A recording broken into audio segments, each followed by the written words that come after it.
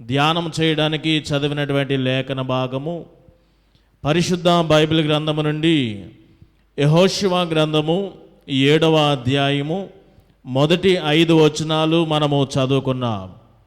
ఈ లేఖన భాగం ఆధారముగా నీ అపజయానికి కారణము లేదా నీ అపజయములకు కారణాలు అనే బహువచనము కానీ ఏకవచనము కానీ మనము ఈ అపజయానికి కారణాలు ఏమిటో ఈ లేఖన భాగం ఆధారముగా ఒక్క సంఘటన ఆధారముగా మనం ధ్యానం చేద్దాం. కొన్ని విషయాలు బైబిల్లో చాలా అపజయాలు ఉన్నాయి, ఎన్నో విషయాలు మనకు బయటపడతాయి.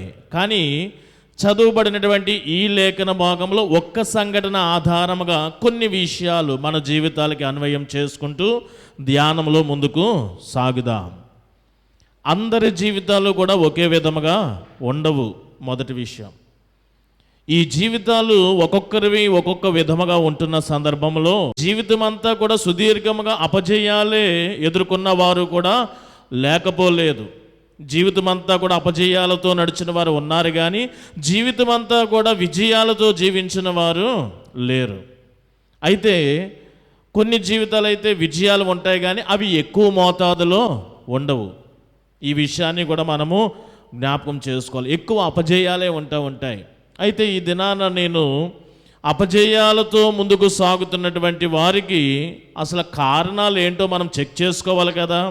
ఉదాహరణకి ఎలక్షన్లో ఓడిపోయాము, ఎందుకు ఓడిపోయామో మనము తెలుసుకోవాలి. అలాగే ఎగ్జామ్స్లో మనం ఫెయిల్ అయిపోయాం, ఎందుకు అపజయం పాలైపోయాం అనేది మనము లోటుపాట్లు తెలుసుకోవాలి. ఈ దినాన ఒక సంఘటన మనము చదువుకున్నాము. యెహోషువ గ్రంథము నుండి 7వ అధ్యాయంలో ఒక సంఘటన. అది హాయి పట్టణం ముందు ఇశ్రాయేల్ ప్రజలు ఓడిపోవుట. సుమారుగా ఎంతమంది చనిపోయారు? 36 మంది.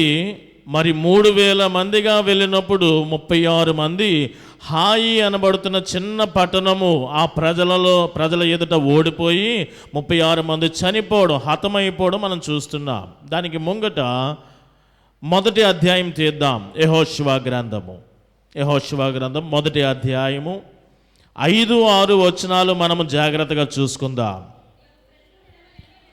నీవు బ్రతుకు దినములన్నిటను ఏ మనుష్యుడును నీ ఎదుట నిలువలేకయుండును. నేను మోషేకి తోడయ్యుండినట్లు నీకును తోడయ్యుందును. నిన్ను విడువను, నిన్ను ఎడబాయను. నిబ్బరము కలిగి ధైర్యముగా నుండుము.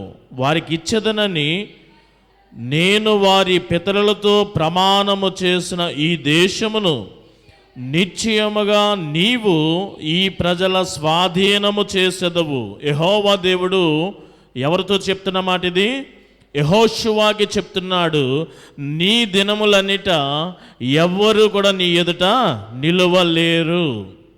చూడండి ఎంత చక్కగా ఉందో. కానీ ఈ దినము చదివిన లేఖన భాగము దీనికి చాలా ఆపోజిట్గా ఉన్నది కదా. యెహోషువాకి ఎంతటి బలమైనటువంటి దేవుని వాగ్దానం ఉన్నప్పుడు ఆయన పిలుపులోనే ధైర్యపరిచి నిబ్బరపరిచి ఒక వాగ్దానం ఇచ్చాడు. నీ దినములలో నీ ఎదుట ఎవ్వడూ కూడా నిలవబడడు అనే ఒక చక్కని వాగ్దానం. కానీ ఈ దినము చదువుకున్నాం. హాయి పట్టణం దగ్గరికి వచ్చేసరికి హాయి ముందు అక్కడ ఏమైపోయారంటే యెహోషువను తన యొక్క సైన్యమును తల వంచవలసినటువంటి, సిగ్గుపడవలసినటువంటి, పారిపోవలసినటువంటి పరిస్థితి. ఏమిటి ఎంత విభిన్నంగా ఉన్నది పరిస్థితి? మీ జీవితాల్లో కూడా కొన్నిసార్లు బలమైనటువంటి దేవుని వాగ్దానాలు వస్తాయి. దేవుడు నాకు చక్కని వాగ్దానం ఇచ్చాడు, పాస్టర్ గారు ప్రార్థన చేసి పంపించారు, పాస్టర్ గారు ప్రార్థన చేస్తే ఇదిగో దేవుడు ఈ వాగ్దానం ఇచ్చాడు కాబట్టి ఇలా ధైర్యంతో వెళ్ళిపోతూ ఉంటాం. కానీ అక్కడికి వెళ్ళేసరికి పరిస్థితి తారుమారుగా ఉంటుంది. కారణం ఏమిటి? దేవుని వాగ్దానమున్నను సేవకుడు ప్రార్థన చేసి పంపినను సరే, మరి ఏమిటి అక్కడ కొంచెము తేడా పడింది? ఆలోచన చెయ్యాలా. 6వ అధ్యాయానికి వద్దాం. ప్రతి అధ్యాయమును నేను ధ్యానం చేయదలుచుకోలేదు, కానీ క్లుప్తంగా కదా మన యొక్క ధ్యాన సమయము. 6వ అధ్యాయం 27వ వచనానికి వద్దాం. యెహోషువ గ్రంథమే. యెహోవా యెహోషువకు తోడైయుండెను గనుక అతని కీర్తి దేశమంతటను వ్యాపించెను. ఇందాక మాట మీకు గుర్తున్నది కదా. నీ దినములన్నిట ఎవ్వడు కూడా నీ ఎదుట నిలువ నేరడు.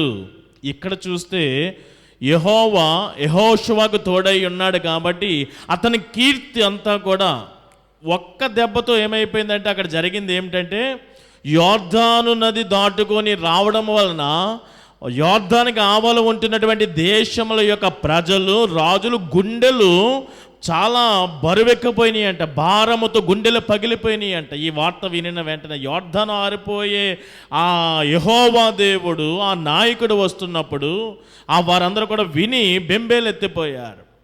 వెంటనే వీరు తేరుకునేలోగానే బలమైనటువంటి ఎరుకో గోడలు, అసలు ఆ ప్రాకారంలే చాలా బలమైనటువంటివి, అంతటి బలమైనటువంటి ప్రాకారములు యెహోషువ నాయకత్వంలో అవి పడగొట్టవేయబడ్డాయి. ఎరుకో పట్టణము పట్టుబడింది. వెంటనే ఎరుకోయే బలమైన ప్రాకారములు కలిగిన పట్టణం పట్టుకుంటే ఇంకా దానిని జయించినటువంటి యెహోషువకి అప్పుడు ఆ సమయంలో చెప్పబడిన మాట, యెహోషువకి తోడై ఉన్నాడు కాబట్టి అతని కీర్తి, ఎవరి కీర్తి? యెహోషువ కీర్తి దేశమంతటా కూడా వ్యాపించిందంట. నీవు బ్రతుకు దినములన్నిట ఎవడు నీ ఎదుట ఉండడు. ఇక్కడికి వస్తే అతని కీర్తి దేశమంతటా కూడా వ్యాపించింది.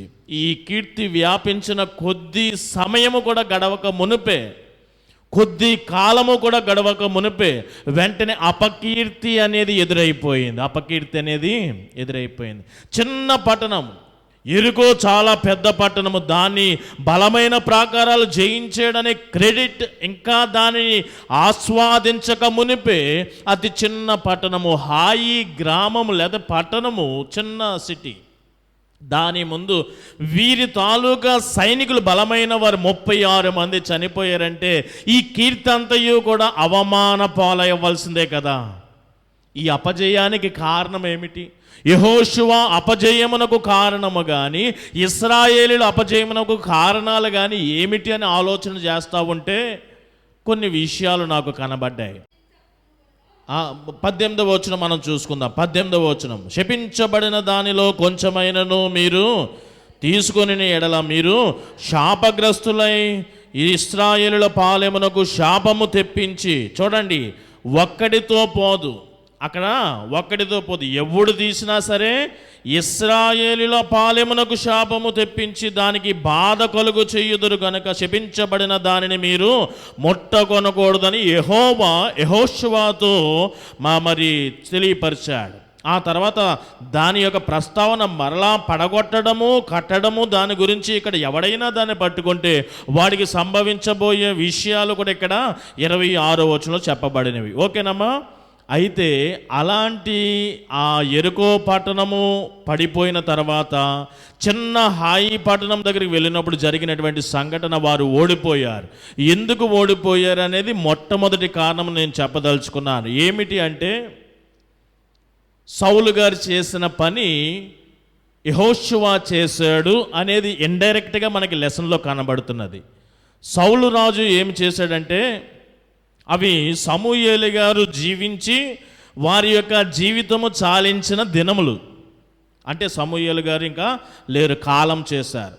ఆ సమయంలో ఫిలిస్తీయులు వచ్చి యుద్ధము చేయడానికి ఒక ప్రాంతంలో దిగారు. ఫిలిస్తీయులు వచ్చారన్న సంగతి సౌలును తన ప్రజలందరూ కూడా విని భయపడిపోయారు, చాలా భయపడిపోయారు. వెంటనే సౌలు గారు ఏం చేశాడంటే, యెహోవా దగ్గర విచారణ చేద్దామని వచ్చాడు, కానీ యెహోవా అతనికి ఏమాత్రము కూడా ప్రత్యుత్తరము ఇవ్వడానికి సుముఖతగా, ఇష్టముగా లేడనమాట. అంటే యెహోవా దేవుడు మాట్లాడే విధానాలు పలు విధములుగా ఉంటాయి. సంఘము జాగ్రత్తగా వినాలి. యెహోవా దేవుడు తన వాక్కుని వినిపించాలంటే రకరకాలుగా వినిపిస్తాడు. ఉదాహరణకి స్వప్నమందు ఆయన ప్రత్యక్షమై డైరెక్ట్గా మాట్లాడే విధానము ఒకటి ఉన్నది. అది ఎందరికో అది మరి అందలేనటువంటి ధన్యకరమైన భాగ్యం, కొద్దిమందికే అది. యెహోవా దేవుడు కనబడి స్వప్నములో మాట్లాడే విధానం అది కొద్దిమందికే ఆ భాగ్యం.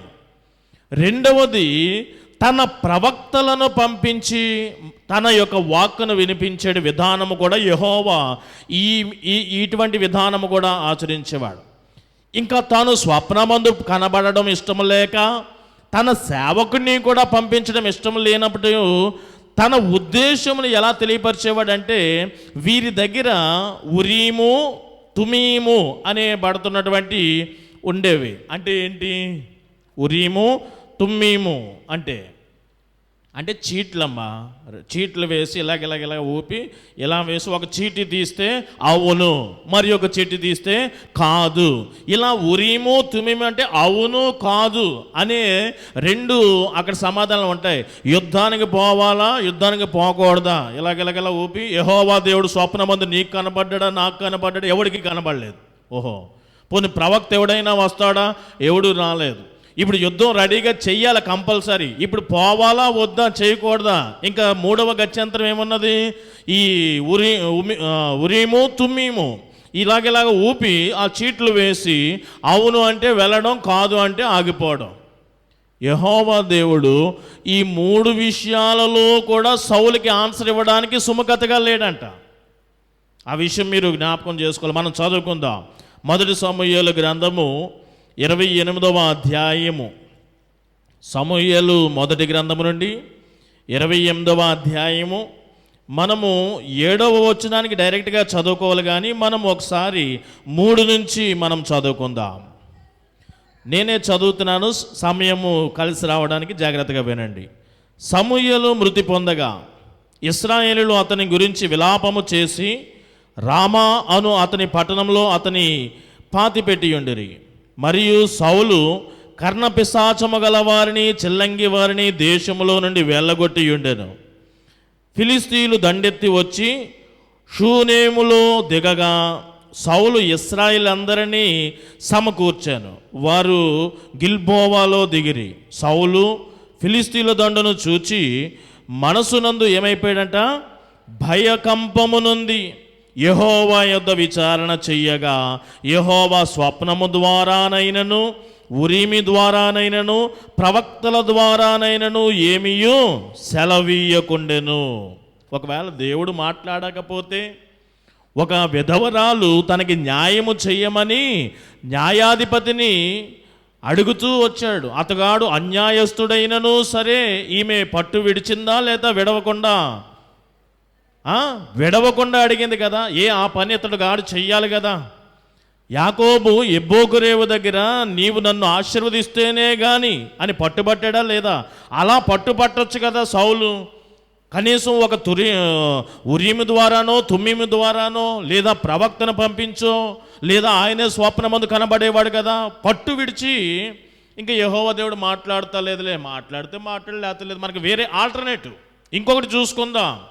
అది దేవుని దగ్గర నచ్చదు. నీకు కొన్నిసార్లు ఆలస్యమైనను సరే దేవుని దగ్గరే నువ్వు విచారణ చెయ్యాలి. వేరే దగ్గర నువ్వు విచారణ చేయడానికి వీలు లేదు. అది ఆయనకి నచ్చదు. వెంటనే ఇక్కడ నేను మీకు తెలియపరచవలసినటువంటి విషయం ఏంటంటే, మనం ఇప్పుడు 7వ వచనం చదువుకుందాం. అప్పుడు సౌలు, నా కొరకు మీరు కర్ణపిశాచము గల యొక్క స్త్రీని కనుగొనడి, నేను పోయి దాని చేత విచారణ చేతునని తన సేవకులకు ఆజ్ఞయిగా వారు చిత్తము. ఎందూరులో కర్ణపిశాచము గల యొక్కతి ఉన్నదని అతనితో చెప్పిరు. ఆయన అక్కడికి పోయి సమూయేలు ఆత్మను పిలు అని చెప్పి ఇంక తర్వాత పోర్షన్ అది. యెహోవా దగ్గర విచారణ చేస్తే యెహోవా పలకకపోతే వెంటనే మనం వేరే దగ్గరికి వెళ్ళడానికి ముందుకు రాకూడదు. ఇశ్రాయేలు ప్రజలు యెహోషువ నాయకత్వంలో యుద్ధానికి హాయి అనే చిన్న పురము దగ్గరికి వెళ్ళి ఎందుకు అపజయము పాలైపోయారు, అపకీర్తి పాలైపోయారు, అవమానము, అక్కడ హతులైపోయారు అంటే దానికి మొదటి కారణము యెహోవా యొద్ద యెహోషువ చిన్న తప్పిదముగా నాకు కనబడింది. అక్కడ మీకు పోర్షన్లో ఇది డైరెక్ట్గా కనబడదు, కానీ నేను మీకు తెలియపరుస్తున్నాను. యెహోషువ నడుచుకున్న తీరు యెహోవాని యెహోషువ విచారణ చేయలేదు. అతని యొక్క కీర్తి ఆ దేశమంతటా కూడా వ్యాపించను కాబట్టి అతడు వెంటనే యెహోవా దగ్గర విచారణ చేయక తానే డిసిషన్ తీసుకున్నాడు, నిర్ణయం తీసుకున్నాడు. మోషే ఎప్పుడు ఇలాగా చేయలేదు. మోషే ఎప్పుడు కూడా ఇలాగా చేయలేదు. యెహోషువ తన సొంత నిర్ణయం అన్నమాట ఇది. ఇప్పుడు మనం చదువుకున్న లేఖన భాగంలో మీరు ఒకసారి చూడండి. యెహోషువ గ్రంథము 7వ అధ్యాయంలో చూడండి. ఆ మొదటి వచనం అయిపోయిన వెంటనే ఆకాను శపితము చేయబడిన దానిలో కొంత తీసుకున్నాను గనుక యెహోవా ఇశ్రాయేలు మీద ఎలా ఉన్నాడంట? కోపించాను. కానీ ఇక్కడ ఒకటి జరగాల. యెహోషువ వెళ్ళి నెక్స్ట్ దేశము మీద మేము యుద్ధము చెయ్యాలా చెయ్యకూడదని విచారణ చెయ్యాలా, కానీ డైరెక్ట్ స్టేట్మెంట్ ఇచ్చేసాడు యెహోషువ, మీరు వెళ్ళి. ఎవరి దగ్గర విచారణ చేశాడు? యెహోవా దగ్గర ఏమైనా అడిగాడా? ఏమీ అడగలేదు. నాకైతే అలా అనిపించింది, యెహోషువ యెహోవా దగ్గర విచారణ చెయ్యలేదు, తాను సొంతముగా మీరు వెళ్ళి మనము ఒకసారి వేగి చూసుకొని రండి అని సొంతముగా ఆయన నిర్ణయం తీసుకోవడం. నేనంటాను, ఈ అపజయానికి కారణము యెహోవా యొద్ద విచారణ చెయ్యకపోవటయే. మొదటి కారణం యెహోవా యొద్ద విచారణ చెయ్యకపోవడమే. రెండవ కారణము కూడా నేను మీకు తెలియపరుస్తున్నాను. ఒక చక్కని మాట, కంటత వచనం, నరులను నమ్ముట కంటే. ఎస్, ఇక్కడ యెహోషువ చేసిన రెండవ తప్పిదముగా నేను మీకు తెలియపరుస్తున్నాను. రెండవ తప్పిదం ఏంటంటే యెహోవా మీద ఆధారపడలేదు, విచారణ చెయ్యకపోగా యెహోవా మీద ఆధారపడలేదు. ఎవరిని ఆధారపడ్డాడంటే నరుల యొక్క మాటలను ఆధారము చేసుకున్నాడు. సేమ్ ఇదే పరిస్థితి ఒక దినాన మోషే కూడా ఫేస్ చేశాడు. కానీ సంఖ్యాకాండంలో మీరు చూడండి, 13వ అధ్యాయంలో వేగు చూడడానికి పంపవలసిన సమయం వస్తే యెహోవాయే మోషేకు ప్రత్యక్షమై ఆయనే స్వయంగా చెప్తాడు, నువ్వు వేగువారిని పంపించు అని ఆయన డైరెక్ట్ చేస్తే మోషే పంపించాడు. అంతేగాని మోషే మీరు వెళ్ళి చూసురండి వేగు అని వేగువారిని పంపలేదు. రెండవది పైపెచ్చు, వేగువారు తిరిగి వచ్చిన తర్వాత ఎంతమంది వెళ్ళారు? వేగువారు మోషే పంపించినప్పుడు ఎంతమంది వేగువారిని పంపించాడు? 12 మందిని పంపించాడు. గోత్రమునకు ఒక ప్రాధాన్యుడైనటువంటి వాడిని పంపించాడు. 12 గోత్రముల నుండి 12 మంది వెళ్ళి ఎన్ని దినాలు వేగు చూశారు? 40 దినములు వేగు చూశారు. 40 దినాలు వేగు చూసిన వారు తిరిగి వచ్చి మోషేకి వివరిస్తున్న సమయంలో వారు బలవంతులై ఉన్నారు, వారికి మనము ఆహారముగా ఉంటాము, నెఫేలీయుల వలె ఉన్నారు, చాలా బలిష్టమైన ఉన్నతమైన దేహము కలిగిన వారుగా ఉన్నారు, వారిని మనము జయించలేము అని ఇలాగా రిపోర్ట్స్ ఇస్తే 10 మంది ఇలాంటి రిపోర్టే ఇచ్చారు సమాచారం. వెంటనే మోషే ఆ మాటలను ఆధారం చేసుకున్నాడా? మోషే 10 మంది వారికే ఎక్కువ, 10 మంది కూడా వారే ఎక్కువ మంది ఉన్నారు కదా, వారి మాటలే తీసుకోవాలి కదా. కానీ మోషే వారి మాటల మీద డిపెండ్ అయిపోలేదు, ఆధారపడిపోలేదు. కానీ అక్కడ యెహోషువ రెండో పోర్షన్లో ఉన్నాడు. కానీ మొదటి పోర్షన్లో ఎవరున్నారంటే ఆ టైంలో వేగు చూచి వచ్చి మంచి సమాచారం ఇచ్చిన వాడు యెహోషువ కంటే కాలేబే ప్రముఖుడిగా ఉన్నాడు. యెహోషువ సైలెంట్ రోల్లో కనబడుతున్నాడు అక్కడ మనకి. కాలేబే చాలా ముఖ్యంగా 10 మందికి ధీటుగా సమాధానం ఇచ్చాడు. ఒకసారి మనము దాన్ని కూడా చూసుకుందాం. సంఖ్యాకాండము 13వ అధ్యాయము మనము 30వ వచనాన్ని మనము చూసుకుందాం. కాలేబు మాట్లాడుతున్నాడు కానీ యెహోషువ ముందుగా మాట్లాడినట్టు మనకి ఇక్కడ కనబడతలేదు వాక్యం ఆధారముగా. కాలేబు మోషే ఎదుట జనులను నిమ్మలపరిచాడంట. ఊరుకోండి, అప్పటికే ఇక్కడ సనుగుడు మొదలైపోయింది. నిమ్మలపరచడానికి కారణం ఏంటంటే వారు ఉన్నత దేహులు, వారు మనల్ని ఆహారముగా తీసుకునే స్థితిలో అంత బలమైనటువంటి వారు, మనము వారికి ఆహారం అయిపోతాము, మనం ఓడిపోతాము అని ఎలాగంటే మేము ఐగుప్తులోనే ఉంటే బాగుండేది కదా, అక్కడే చచ్చిపోయి ఉండేవారం కదా, ఇలాంటి సనుగుడు మొదలైపోయింది. ఈలోగా యెహోషువ ఏం చేస్తున్నాడో తెలియదు కానీ కాలేబు ఎంటర్ అయిపోయి వారందరినీ కూడా నిమ్మలపరిచాడు. చెప్పి వారందరిని నిమ్మలపరిచి ఇదిగో చక్కని మాట చూడండి, మనం వెళ్దాం, దాన్ని స్వాధీనపరచుకుందాం, దాన్ని జయించుటకు మన దగ్గర శక్తి చాలుననే అని ఇలా దేవుని మాటలు చెప్పాడు. ఇందును బట్టి చూడండి, యెహోవా దేవుడు కూడా కాలేబు విషయంలో 24వ వచనం 14వ అధ్యాయంలో యెహోవా మాట్లాడుతున్న మాటలు ఏంటంటే, నా సేవకుడైన కాలేబు మంచి మనసు కలిగి పూర్ణ మనసుతో నన్ను అనుసరించిన హేతువు చేత. ఆ తర్వాత వేరే మ్యాటర్. మంచి మనసుతో, దీనిలో ఏమాత్రం కూడా చెడు లేదు, కానీ 10 మంది చెడు సమాచారం తీసుకొచ్చారని ఉన్నది, డైరెక్ట్గా రాయబడి ఉన్నది. కాలేబునకు తర్వాత జరిగింది ఏంటంటే, యెహోషువ కూడా తోడైపోతాడు ఆ సమయంలో. అప్పుడు యెహోషువ పోర్షన్ కనబడుతుంది. కానీ ముందు మంచి వర్తమానము తెచ్చిన వారిలో యెహోషువ కంటే ఎవరున్నారు? ఇద్దరిని మనం చెప్తాం, కానీ కొంచెం ఎవరు ఎక్కువ పోర్షన్ మెయింటైన్ చేశారంటే కాలేబే ఎక్కువ అక్కడ మనం చూడగలుగుతున్నాం. దానికి తర్వాత యెహోషువ జాయిన్ అవుతూ ఉంటాడు. అయితే ఈ సమయంలో మనం మరలా ఈ హాయి దగ్గరికి వచ్చేసేసరికి, మోషే అయితే 2 సమాచారాలు విన్నాడు, కానీ దేవుని మీద ఆధారపడి ఏ సమాచార ప్రకారం ముందుకు వెళ్ళాలని తర్వాత మాట్లాడి దేవుని యొక్క నడిపింపులో ముందుకు వెళ్ళాడు. కానీ ఎక్కడైతే యెహోషువ చేశాడు ఏమిటంటే, తానే పంపించాడు యెహోవా దగ్గర విచారణ చేయకుండా. రెండవది, తాను మనుషులు తీసుకొచ్చినటువంటి సమాచారం మరలా దేవుని దగ్గర పెట్టకుండా మనుషుల సమాచారంనే ఆధారం చేసుకున్నాడు, కానీ దేవుని మీద ఏమాత్రం కూడా ఆధారపడకపోవడం రెండవ విషయం. యెహోవా దగ్గర విచారణ చేయకపోవడము ఓటమికి మొదటి కారణమైతే, రెండవ కారణము నరుల మాటలను ఆధారంగా చేసుకున్నాడు, కానీ దేవుని మీద ఆధారపడకపోవడము రెండవ కారణముగా నేను మీకు తెలియపరుస్తున్నాను. మూడవ కారణాన్ని కూడా నేను మీకు తెలియపరుస్తాను. సమయం అయిపోయినా చాలా క్లుప్తంగా నేను మీకు తెలియపరుస్తాను. ఏమిటి అంటే, అదే యెహోషువ గ్రంథం 7వ అధ్యాయంలో మొట్టమొదటి మాటలో చెప్పబడింది, మీరందరూ చెప్పినటువంటి మాట. లేదా దానికంటే చిన్న వివరణ ముందుగా, అబ్రహామును దేవుడు ఆశీర్వదించాడు, తన వలన తన సంతానంను ఆశీర్వదించాడు. అవునా కాదా? మనం చదువుకున్న లేఖన భాగాలన్నీ కూడా చూస్తే, దేవుడు అబ్రహామును ఆశీర్వదించి తన వలన తన సంతానమును ఆశీర్వదించి తన సంతానము ద్వారా మిగిలిన జనాంగములను ఆశీర్వదించాను. ఇలా ఆశీర్వాదము కలగడానికి గల కారణం ఏంటి? లేదా ఆ అబ్రహామును దేవుడు ఆశీర్వదించడానికి గల కారణం ఏమిటి? తన సంతానమును ఆశీర్వదించడానికి గల కారణం ఏమిటి?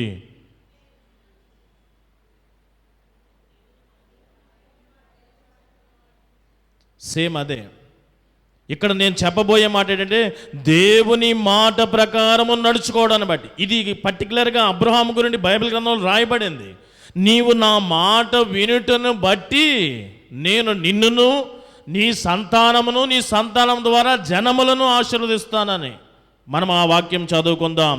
ఆదికాండము 22వ అధ్యాయము 17-18 వచనాలు మనము లేఖన భాగం ఆధారంగానే.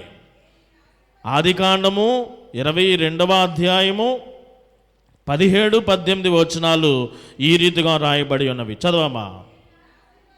నేను నిన్ను ఆశీర్వదించి ఆకాశ నక్షత్రములే సముద్ర తీరమందలి ఇసుక వలెను నీ సంతానమును నిశ్చయముగా విస్తరింపజేసేదను. నీ సంతతి వారు తమ శత్రువుల గవిని స్వాధీనపరచుకుందరు. మరియు నీవు నా మాట వినినందున, ఏంటండి? నీవు నా మాట వినినందున భూలోకములోని జనములన్నీ నీ సంతానం వలన ఆశీర్వదింపబడునని ఇలాగ ప్రమాణాలు ఇక్కడ చూస్తూ ఉంటాం. కేవలము దేవుని మాట వినుటలో ఏముంటుంది? మనకి చక్కని ఆశీర్వాదం. దేవుని మాట వినటం వలన ఎన్నో ఉన్నాయి, పాయింట్స్ చాలా ఉన్నాయి బైబిల్ గ్రంథం అంతటా కూడా. కానీ ఒక్కొక్క జస్ట్ మీకు అవుట్లైన్స్లో చెప్తున్నాను. దేవుని మాట వినుటలో ఆశీర్వాదం ఉన్నది. నేను నూతన నిబంధనలో కూడా దేవుడు ఒక్క సందర్భంలో యేసు ప్రభు వారు మాట్లాడుతూ, ఈ నా మాటలు విని ఆ ప్రకారము జీవించిన వాడు బండ మీద కట్టబడిన ఇంటిని పోలిన వాడై ఉంటాడు. వానలు కురిచెను, వరదలు వస్తాయి, గాలి ఆ ఇంటిని కొట్టగా ఆ ఇల్లు ఏమాత్రము కూడా ఇబ్బందులు పాలవలేదు. కానీ ఈ నా మాటలు వినని వాడు, గైకొనని వాడు ఇసుక మీద కట్టబడిన ఇంటిని పోలి ఉన్నాడు. గాలి వీచింది, వాన వరద వచ్చింది, ఆ ఇల్లు పాటు వ్యర్థమైపోయినది. అంటే దేవుని మాట వినటం వలన జీవితము కట్టబడము, స్థిరముగా ఉండడము, ఆశీర్వదింపబడుతుందని తెలియపరుస్తున్నాను. సింపుల్గా 2 సందర్భాలను ఉదాహరించి. దేవుని మాట వింటే ఎన్నో ప్రయోజనాలు ఉన్నాయి. ఆ లిస్టే చాలా ఒక బుక్లెట్ లాగా రాసేయచ్చు. కానీ నేను చెప్తున్నాను, జీవితాలు కట్టబడాలి అన్నా, జీవితాలు కట్టబడినవి స్థిరముగా ఉండాలి అన్నా, జీవితాలు ఆశీర్వదింపబడాలి అన్నా దేవుని మాట ప్రకారం మనము జీవించాలి. దేవుని మాట ప్రకారం జీవించాలి. కానీ ఇక్కడ వారు ఈ రీతిగా హాయి పట్టణం ముందు ఓడిపోవడానికి గల కారణము దేవుని మాట ప్రకారం వారు జీవించలేకపోయారు. ఇసుకలో కట్టబడిన ఇంటిని పోలిన వారే ఆ దినాన హతులైపోయారు, అవమానాల పాలైపోయారు. దేశమంతటా వ్యాపించిన కీర్తి ఆ దినాన అబాసు పాలైపోయింది. సౌలు కూడా దేవుని మాట వినలేదు, ఏమైపోయాడు? సింహాసనము కోల్పోయాడు. అవ్వాదాములు దేవుని మాట వినలేదు, దేవుని యొక్క ఆశీర్వాదం ఏదైనా వనంలో నుండి వారు నెట్టివేయబడ్డారు. ఇశ్రాయేలీయులు దేవుని మాట వినలేదు. ఆకాశమా వినుము, భూమి చెవి యొక్కము. ఈ నా కుమారులు నా మాట వినటలేదు. దేవుని మాట వినకపోతే మనము బందీలైపోతాం, చెరసాలలోకి వెళ్ళిపోతూ ఉంటాం, మనకు కలిగినదంతా కూడా పోతూ ఉంటుంది. ఈ దినాన వారు ఆ దినాన దేవుని మాట వినలేదు కాబట్టి హాయి ఆ చిన్న పురము దగ్గర వారు ఏమైపోయారు? అవమానం, అపజయము మూట కట్టుకోవడం జరిగింది. దేవుని మాట వినండి మీరు. ఆ దినాన మూడవ కారణం నేను మీకు తెలియపరుస్తున్నాను. మొదటి కారణం ఏమిటి? అపజయానికి కారణాలు చెబుతూ 7 విషయాలు చెప్పాలనుకున్నాను కానీ చాలా సమయం అయిపోతుంది. మొదటి విషయం ఏంటి? యెహోవా యొద్ద విచారణ చేయకపోవడము యెహోషువలో ఒక చిన్న లోటుగా నాకు అనిపించింది. రెండవది, నరుల మాటలను నమ్ముకున్నాడు, ఆధారపడ్డాడు, కానీ దేవుని మీద ఆధారపడకపోవడము రెండవ లోటుగా నాకు అనిపించింది. మూడవది, మరి యెహోషువయే కాదు కానీ అక్కడ పైన మనం చదువుకున్న ఒక్కడు తప్పిదము చేసినా ఇశ్రాయేలీయుల పాలెం అంతటి మీదకి కూడా శాపం వస్తుందని. కాబట్టి ఆ దినాన దేవుని మాట ప్రకారము వారు నడుచుకోక ఈ అపజయమునకు వారు మరి మూట కట్టుకోవడం జరిగింది. ఇది మూడవ విషయముగా నేను మీకు తెలియపరుస్తున్నాను. నాలుగవది ఇక్కడ చూడండి, ఈ చదువుకున్న లేఖన భాగంలో 7వ అధ్యాయము యెహోషువ గ్రంథము 3వ వచనం మనం చూద్దాం. హాయిపురమును వేగు చూచి యెహోషువ యొద్దకు తిరిగి వచ్చి జనులందరినీ వెలనీయకము 2-3 వేల మంది వెళ్ళి హాయిని పట్టుకొనవచ్చును. జనులందరూ ప్రయాసపడి అక్కడికి ఎందుకు వెళ్ళేది అనే ఆ మాటలో మరి ఒక విషయం నేను మీకు తెలియపరుస్తున్నాను. గొల్యాతు ఇన్సిడెంట్ మీకు తెలుసు కదా. గొల్యాతు, ఇశ్రాయేలీయులు ఫిలిస్తీన్ల యుద్ధము.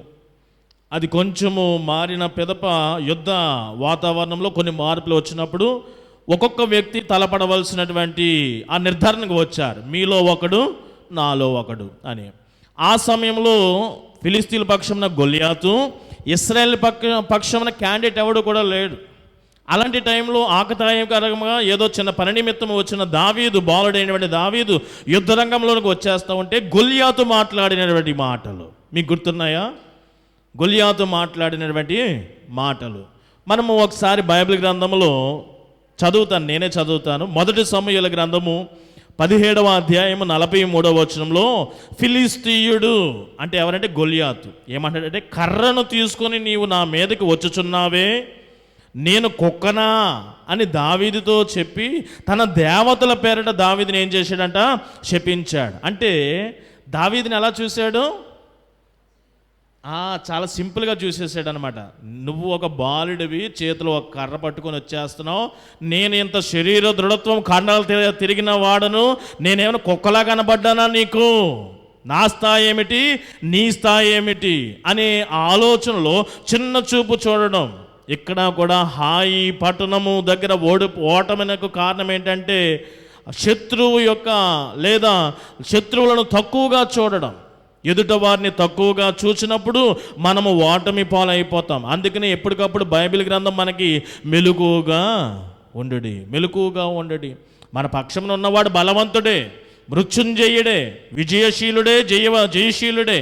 కానీ మనము ఆయనను ఆధారంగా చేసుకొని ఎలా పడితే అలా ఉండడానికి లేదు. కానీ మనం మెలకువగా ఉండమని ఎందుకు చెప్తున్నాడు మాటి మాటికి వాక్యము ద్వారా, తన భక్తుల ద్వారా?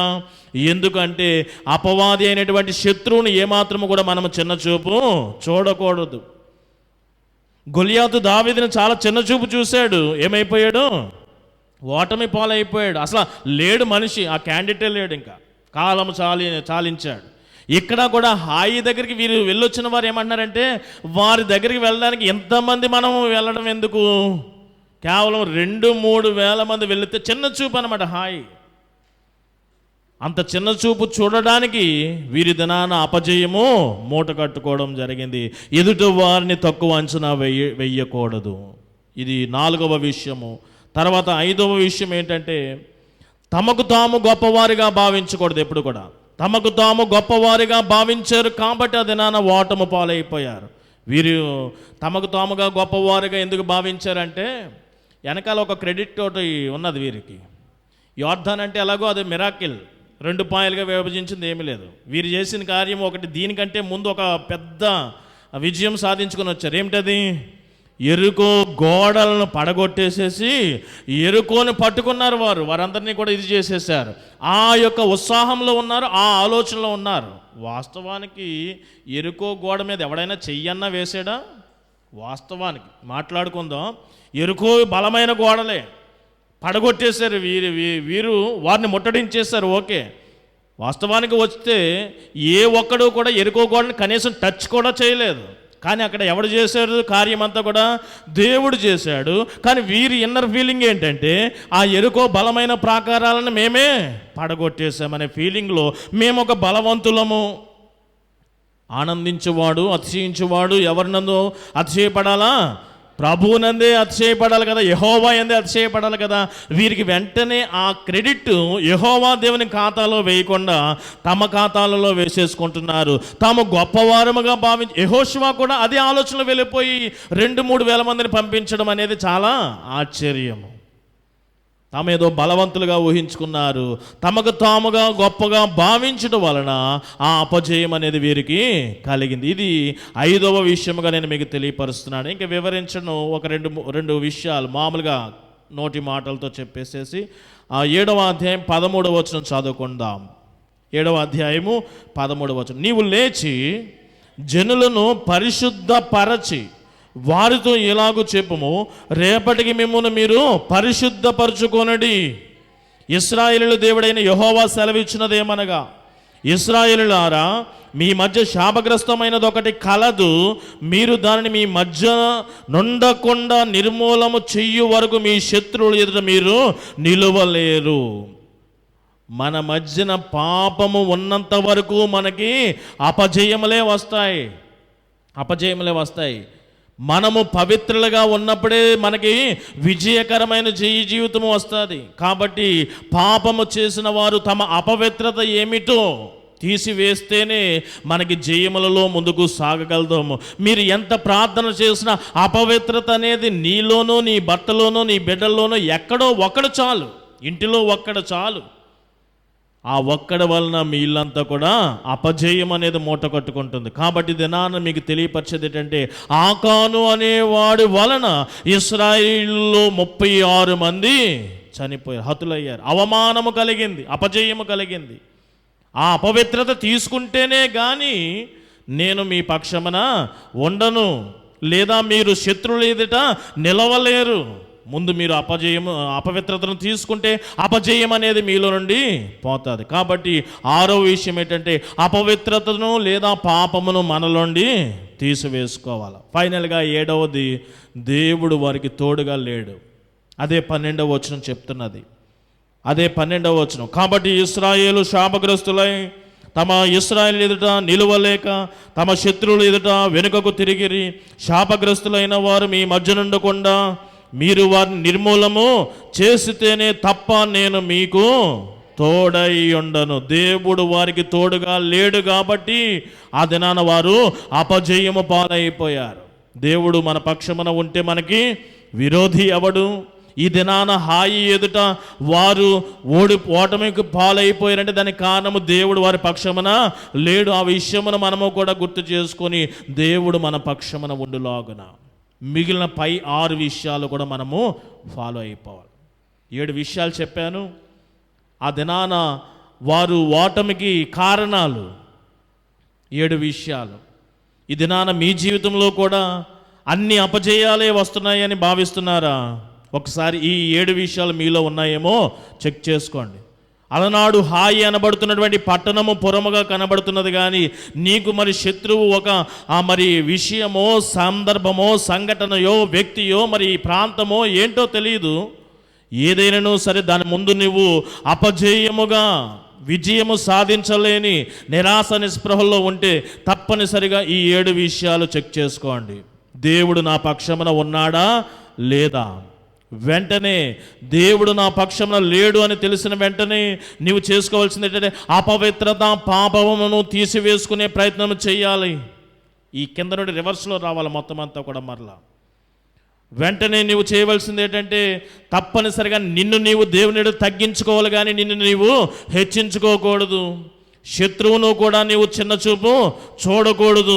అలాగనే మరి ఒక మాట, దేవుని మాట ప్రకారం నువ్వు నడుచుకోవాలి. మరి ఒక మాట, మనుషుల మాటను నువ్వు ఆధారం చేసుకోకూడదు. దేవుని మీదే, దేవుని మాట నువ్వు ఆధారం చేసుకోవాలా. మరి ఒకటి, యెహోవా యొద్ద మాత్రమే నువ్వు విచారణ చేసి ముందుకు సాగిపో. ఏ పనైనను సరే, అది వివాహమైనను, అది ఇంటి నిర్మాణమైనను, అది ఆర్థికమైనను, ఉద్యోగమైనను, ఏదైనాను సరే దేవుని యొద్ద మాత్రమే మాట్లాడి. ఈరోజు అన్యాయస్తుడైనటువంటి న్యాయాధిపతి మాట్లాడలేదు. విసుగాక, పట్టు వదలక ఆమె అడుగుతూనే ఉంది. యాకోబు పట్టు విడవకుండానే అడిగాడు. అలాగనే ఏదో ఉరిమి ద్వారానో, తుమ్మిమి ద్వారానో, ప్రవక్తల ద్వారానో, స్వప్నం ద్వారానో మాట్లాడలేదు కదా అని చెప్పి వెంటనే నీ దారి నువ్వు చూసుకుంటే నీకు అపజయమే వస్తుంది.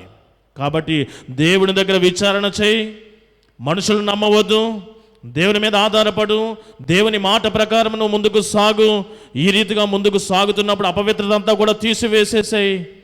నువ్వు నీతిమంతుడుగా, పరిశుద్ధురాలుగా ఉండు. తప్పనిసరిగా దేవుడు నీకు తోడుగా ఉండి చక్కని విజయము దయచేస్తాడు. అట్టి విధముగా మీరందరూ కూడా ఇంతవరకు ఎవరు ఎలా జీవించారో నాకు తెలియదు, కానీ ఒకవేళ అపజయములలో మీ జీవితం ముందుకు సాగితే ఈ విషయాలు మనసులో పెట్టుకొని జీవించండి.